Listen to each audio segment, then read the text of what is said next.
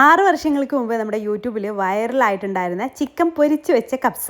അതൊരുപാട് പേര് ട്രൈ ചെയ്ത് നല്ല ഫീഡ്ബാക്ക് പറഞ്ഞിട്ടുള്ള റെസിപ്പി ഇപ്പോഴും ട്രൈ ചെയ്ത് കമൻസ് ഒക്കെ വരാറുണ്ട് കേട്ടോ.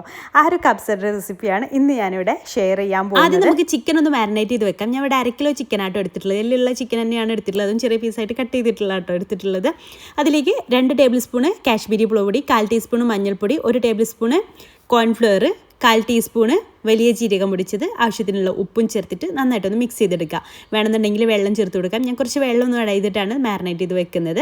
കുറേ വെള്ളം വേണ്ട, നമുക്ക് ചിക്കനൊക്കെ മാരിനേറ്റ് ചെയ്ത് വെക്കുന്ന രീതിയിൽ സിമ്പിൾ മസാല അത്രയും ആക്കിയിട്ട് നമുക്ക് മാറ്റി വെക്കാം. ഇതിലേക്ക് ഇഞ്ചി വെളുത്തുള്ളി ഒന്നും നമ്മളിപ്പോൾ ചേർക്കുന്നില്ല കേട്ടോ.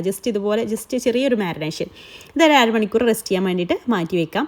അതേപോലെ തന്നെ നമുക്ക് റൈസ് ഒന്ന് സോക്ക് ചെയ്യാൻ വെക്കണം. ബസ്മതി റൈസ് എടുത്തിട്ടുണ്ട്. അതൊരു 2 കപ്പാണ് എടുത്തിട്ടുള്ളത്. അത് നന്നായിട്ട് വാഷ് ചെയ്തതിന് ശേഷം അതും ഒരു 1/2 മണിക്കൂർ റെസ്റ്റ് ചെയ്യാൻ വേണ്ടിയിട്ട് മാറ്റി വെക്കാം. ഇനി നമുക്ക് ചിക്കനൊക്കെ ഒന്ന് സൺഫ്ലവർ ഓയിൽ ഫ്രൈ ചെയ്തിട്ടെടുക്കാം. ഞാനിവിടെ സൺഫ്ലവർ ഓയിൽ എടുക്കാൻ കാരണം നമ്മൾ ഈ ഒരു ഓയിലിൽ നിന്ന് കുറച്ചെടുത്തിട്ടാണ് നമ്മൾ റൈസും ഉണ്ടാക്കുന്നത്. ഈ പൊരിച്ചെടുത്ത ആ ചൂടോട് കൂടെ തന്നെയുള്ള ഓയിലെടുത്തിട്ട് ഞാനിവിടെ 2 ബാച്ചായിട്ടാണ് ഈ ഒരു ചിക്കൻ ഫ്രൈ ചെയ്തിട്ട് എടുക്കുന്നത്. അപ്പോൾ അതാ ഫസ്റ്റ് ബാച്ച് കഴിഞ്ഞു. സെക്കൻഡ് ബാച്ച് ഇതേപോലെ തന്നെ നമുക്ക് ഫ്രൈ ചെയ്തിട്ട് എടുക്കാം. ഇനി ഈ ഓയിൽ മൊത്തത്തിൽ നമ്മൾ റൈസ് വേവിക്കാൻ വേണ്ടിയിട്ട് എടുക്കുന്നില്ല. അതിൽ നിന്ന് ഒരു 3 ടേബിൾ സ്പൂൺ ഒരു കുക്കറിലേക്ക് മാറ്റിയിട്ടുണ്ട്. പിന്നെ നമുക്കതിലേക്ക് സവാള ഒന്ന് ഇട്ടിട്ട് മീഡിയം സൈസിലുള്ള 2 സവാള എടുത്തിട്ട് ഒന്ന് സ്ലൈസ് ചെയ്തെടുത്തതാണ്. അത് ഇതിലിട്ടിട്ട് വഴറ്റിയെടുക്കുക. അതിലേക്ക് ആവശ്യത്തിനുള്ള ഉപ്പും പെട്ടെന്ന് വഴന്ന് കിട്ടാൻ വേണ്ടിയിട്ട് ഉപ്പ് ചേർത്തിട്ട് നന്നായിട്ടൊന്ന് വഴറ്റിയെടുക്കാം. പിന്നെ ഒരു 5 അല്ലി വെളുത്തുള്ളി, വലിയ പീസ് ഇഞ്ചി, 2 പച്ചമുളക് അതൊന്ന് ചതച്ചെടുക്കുന്നുണ്ട്.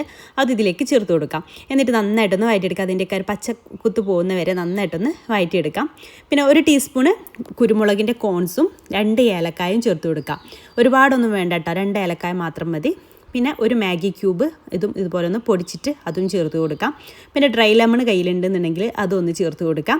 പിന്നെ നമുക്ക് വേണ്ടത് കബ്സ മസാലയാണ്. അതൊരു 1.5 ടേബിൾ സ്പൂണാണ് കേട്ടോ ഞാൻ അതിലേക്ക് ആഡ് ചെയ്ത് കൊടുക്കുന്നത്.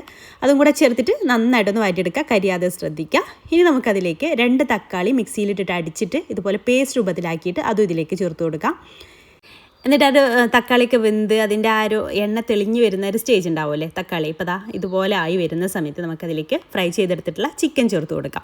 ഇതുപോലെ കബ്സ ഉണ്ടാക്കിയാലുണ്ടല്ലോ, കബ്സ കഴിക്കാത്തവർ വരെ കഴിച്ചു പോകട്ടോ. നല്ല ടേസ്റ്റാണ്. അതും കൂടെ ചേർത്തിട്ട് ജസ്റ്റ് ഒന്ന് വഴറ്റിയെടുക്കാം.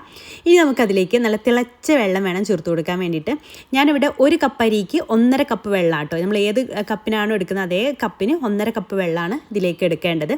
അപ്പോൾ ഞാൻ ഇവിടെ ടോട്ടൽ 3 കപ്പ് വെള്ളമാണ് എടുത്തിട്ടുള്ളത്. 2 കപ്പാണല്ലോ നമ്മൾ അരി എടുത്തിട്ടുള്ളത്. അതിൽ 3 കപ്പ് വെള്ളം ചേർത്ത് തിളച്ച വെള്ളം ചേർത്ത് കൊടുത്തിട്ടുണ്ട്. ഉപ്പ് കുറവുണ്ടെന്നുണ്ടെങ്കിൽ ഉപ്പും കൂടെ ചേർത്ത് കൊടുക്കാം.